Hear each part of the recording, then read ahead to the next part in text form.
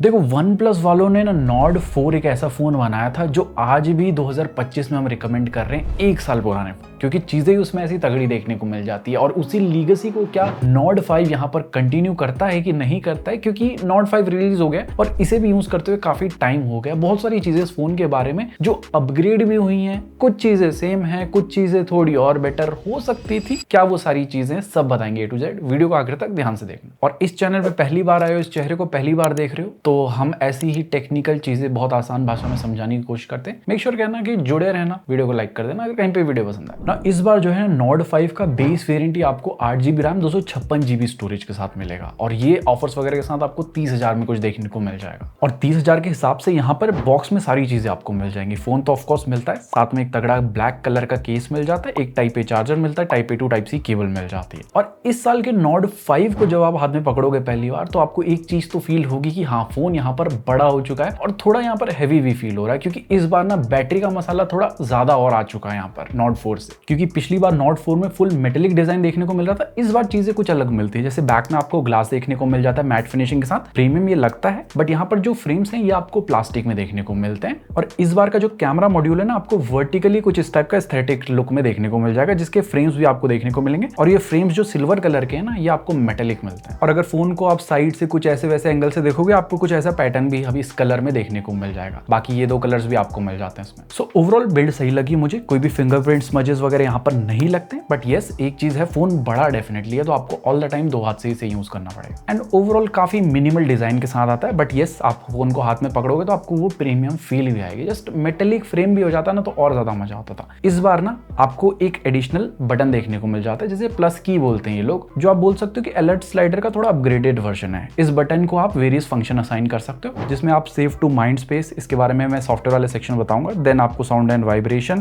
Then do not disturb मिल जाता है। कैमरा में वेरियस ऑप्शंस मिल जाते हैं, यहाँ पर क्या टॉर्च का ऑप्शन मिल जाता है, माइक्रोफोन रिकॉर्डर का मिल जाता है, देन आपके पास ट्रांसलेट का ऑप्शन है, स्क्रीनशॉट एंड डू नथिंग का ऑप्शन मिल जाता है। सो क्या अलर्ट स्लाइडर ज्यादा बेटर था कि ये? मेरे पर्सनल यूसेज के हिसाब से मुझे ये बटन ज्यादा सही लगा, क्योंकि अब हम ज्यादा फंक्शन असाइन कर सकते हैं अलग अलग टाइम से। और कोई महान इंसान कह के गया है कि जिंदगी में अपग्रेड होते रहना जरूरी है, तो ऐसा अपग्रेड आपको यहाँ पर मिलेगा। ऐसे ही कंटेंट का अपग्रेड भी आपको लग रहा है कि अच्छा लग रहा है कंटेंट, मेक श्योर कीजिए कि लाइक और सब्सक्राइब कर देना। बाकी देखो यहाँ पर जो है ना, एक चीज अभी भी नहीं बदली है कि आपको IP65 की ही रेटिंग मिलती है। डस्ट से फुली प्रोटेक्टेड है, लेकिन पानी से फुली प्रोटेक्टेड नहीं है। पानी के हल्के फुल्के छींटे सह लेगा, लेकिन मैं हमेशा एडवाइस करता हूँ कि पानी से और गिरने से हो सके फोन को जितना बचाइए, अच्छे केस के साथ ही यूज कीजिए, क्योंकि बैक में भी ग्लास है, तो गिरने पे टूटने के चांसेस ज्यादा यहाँ पर हो जाते हैं। बाकी इस बार भी टाइप सी वाला पोर्ट जो है USB 2.0 के साथ आता है, एंड कोई भी यहाँ पर आपको हेडफोन जैक का गड्ढा देखने को नहीं मिलेगा। एंड डुअल सिम का ही सपोर्ट है, हाइब्रिड सिम स्लॉट का ऑप्शन यहाँ पे देखने को नहीं मिलेगा, ना ही कोई ई सिम का ऑप्शन आपको देखने को मिलता है। बट यस, थोड़ी साउंड क्वालिटी मुझे बेटर लगी, यहाँ पर स्टीरियो साउंड मिल जाता है और रियलिटी के सपोर्ट के साथ। ऑडियो क्वालिटी सुनाते हैं आपको, अच्छे अच्छे गाने बजाएंगे, अच्छे गाने बोल के आशिकी बजा दी।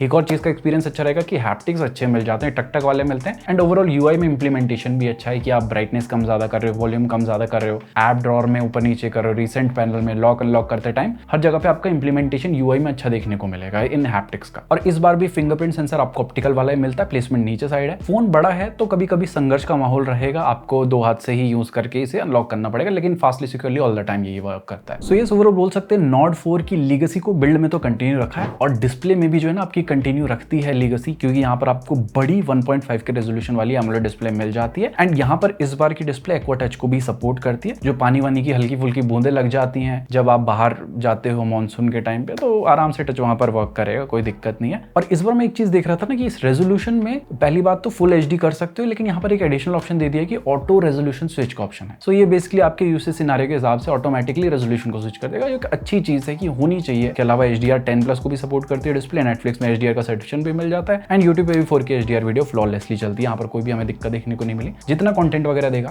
भाई साहब, AMOLED डिस्प्ले के हिसाब से आपको तगड़ा कंटेंट देखने का मजा आ जाएगा। इमर्सिव एक्सपीरियंस रहता है, क्योंकि बेजल्स भी अच्छे रहते हैं, एंड ओवरऑल कलर्स वगैरह, डीप ब्लैक्स वगैरह सब चीज ऑन पॉइंट आपको मिल जाती है। बाकी डिस्प्ले की प्रोटेक्शन भी आपको गोरिल्ला ग्लास 7i की मिलती है, बट स्टिल मैं बोलूंगा कि टेम्पर्ड ग्लास जरूर से लगवा लेना, क्योंकि फोन लंबा चलाना है तो ये चीजें करनी पड़ेंगी रे बाबा। एंड फोन का टच भी काफी यहाँ पर रिस्पॉन्सिव लगता है। यूजुअली 300 हर्ट्ज तक इसका टच सैम्पलिंग रेट है, लेकिन 3000 हर्ट्ज तक चले जाता है गेमिंग के टाइम पे। तो अच्छा आपको रिस्पॉन्स टाइम मिलेगा टच करते हुए फोन को। तो फोन खुद बोलेगा जरा जरा touch me touch me touch me. बाकी इस बार एक अपग्रेड हुआ था कि 144 हर्ट्ज का रिफ्रेश रेट यहाँ पर स्क्रीन में मिलता है, बट क्या ये एक्चुअली में 144 हर्ट्ज है? देखो यहाँ पर चीजें ना ऐसे लोग दिखाते हैं कि 144 हर्ट्ज मिलेगा, लेकिन जब आप यूज करोगे फोन को ये 120 हर्ट्ज पे ही चलता है नॉर्मल हर सिनारियो में। जस्ट गेमिंग के टाइम पे 144 हर्ट्ज होता है, तो इसे 144 हर्ट्ज ना बोल के 120 हर्ट्ज बोलो, क्योंकि यहाँ पर हम ऐप स्पेसिफिक रिफ्रेश रेट में भी जाके देख रहे थे 120 हर्ट्ज भी मैक्सिमम ऑप्शन देखने को मिलता है। तो स्क्रीन तो 120 हर्ट्ज हुई, 144 हर्ट्ज बस गेमिंग के टाइम पे। क्या अब हम दिन भर गेमिंग करेंगे? नहीं, कर भी सकते हैं।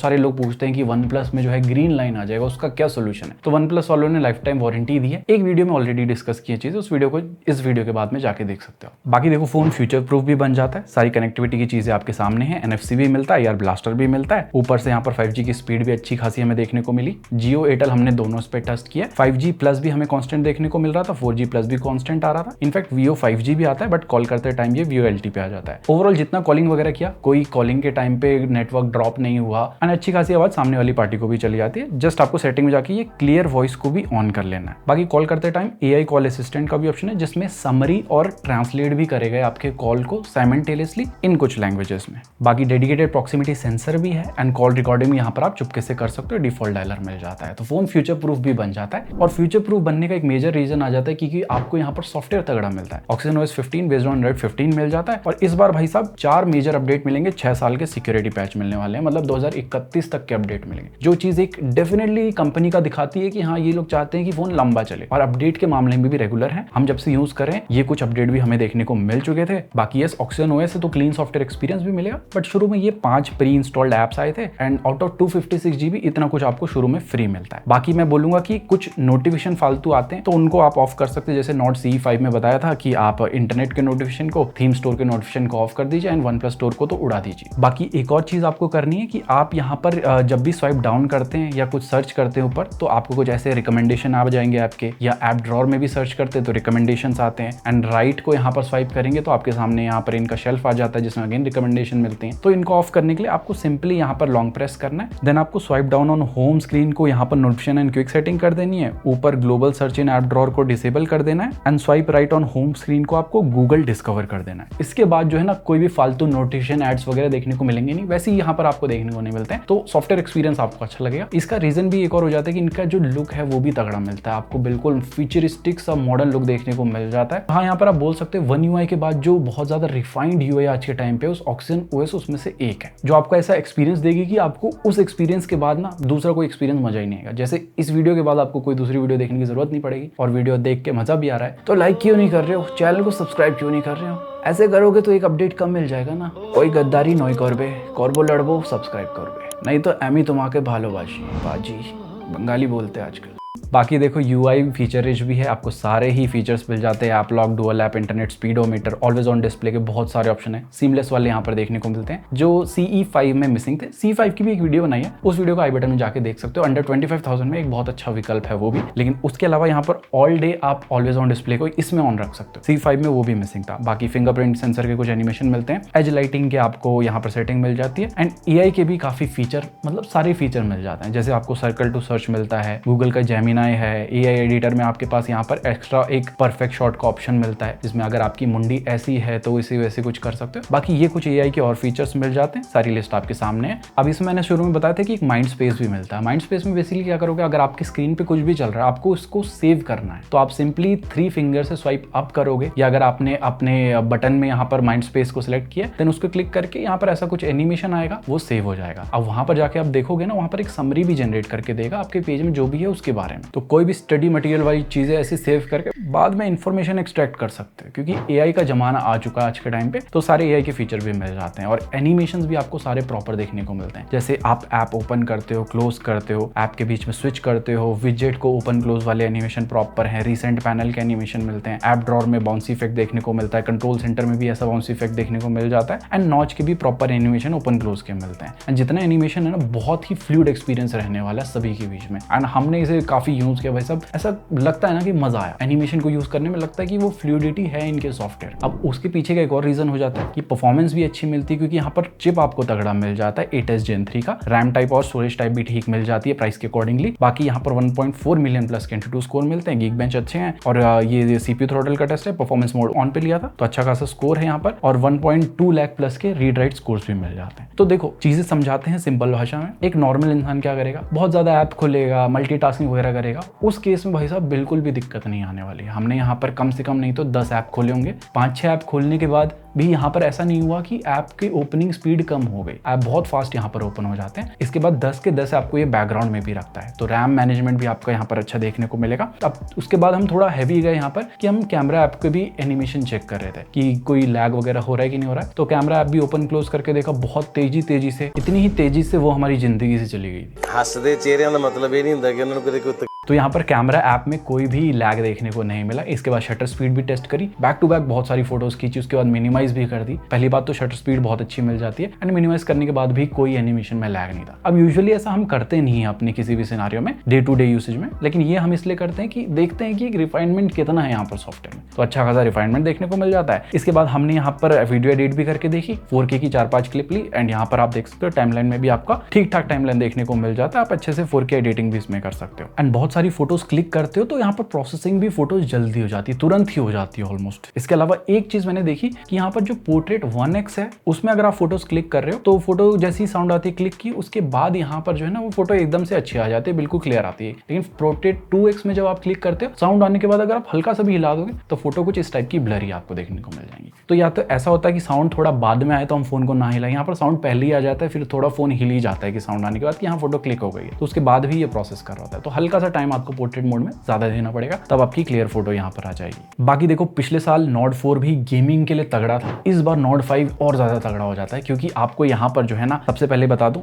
BGMI में जो है आपको यहाँ पर 90 FPS का सपोर्ट गेम में मिलता है, लेकिन इस बार जो है ना आपको यहाँ पर FPS बूस्ट करके ना सेटिंग मिलती है गेम बूस्टर में, 144 हर्ट्ज तक FPS जा रहे हैं, और अब गेमिंग में 144 हर्ट्ज का एक्चुअली यूज आता है। तो हमने BGMI भाई साहब यहाँ पर अलग अलग टाइप के मैच खेले, TDM खेले, देन यहाँ पर क्लासिक मैच वगैरह भी खेले, तो हमें ऑलमोस्ट यहाँ पर 130 के ऊपर ही जो है FPS देखने को मिला, जो मैं बोलूंगा एक बहुत अच्छे FPS हैं, रेप्यूटेड FPS आपको देखने को मिलेंगे, एंड जायरोस्कोप की परफॉर्मेंस भी अच्छी मिल जाती है अगर आप BGMI में जायरोस्कोप से खेलते हैं। इसके बाद हमने कॉल ऑफ ड्यूटी मोबाइल भी खेला, यहाँ पर भी 120 FPS मिलता है, बट अगेन फ्रेम बूस्ट करके 144 हर्ट्ज पे चलता है, एंड यहाँ पर भी एवरेज FPS हमें 130 FPS के ऊपर मिले। बहुत ज्यादा हाई इंटेंसिव गेम नहीं है कॉल ऑफ ड्यूटी मोबाइल, लेकिन स्टिल बहुत तगड़ी हमें यहाँ पर परफॉर्मेंस देखने को मिली। एंड इसके तुरंत बाद हमने जेंशिन इंपैक्ट भी खेला, जो भाई साहब बहुत बड़ी गेम है, 30 GB की गेम बन जाती है। इसमें भी आपको जो है 60 FPS का सपोर्ट मिलता है हाईएस्ट सेटिंग पे, लेकिन फ्रेम बूस्टर का ऑन करने के बाद 90 FPS यहाँ पर हो जाता है, एंड एवरेज हम बोल सकते हैं कि 70 to 90 FPS के बीच में एवरेज देखने को यहाँ पर FPS देखने को मिल रहे थे, जो मैं बोलूंगा फॉर दिस प्राइस बहुत अच्छी आपकी गेमिंग ये करवाते थे। और जब ये तीनों गेमिंग हमने बैक टू बैक करी ऑलमोस्ट 1 घंटे तक, जिसमें जेंशिन इंपैक्ट भी हमने काफी टाइम तक खेला, उसके बाद भी यहाँ पर कोई मेजर हीटिंग का इशू नहीं था, 43 डिग्री सेल्सियस को टच कर रहा था 1 घंटे के बाद भी, और ऐसा नहीं है उसके बाद वो बढ़ रहा था, उसके बाद वो कांस्टेंट रहा 42-43 सेल्सियस के बीच में। तो यस मेजर कोई हीटिंग नहीं है, बट आई होप सो कि थोड़ा अपडेट के बाद और ज्यादा यहाँ पर ऑप्टिमाइज करके 42-43 जा रहा है, तो 40 के नीचे ही टेम्परेचर इसका है। बट एक चीज है, बैक में ग्लास है ना, तो जल्दी फील हो जाता है यहाँ पर हीट,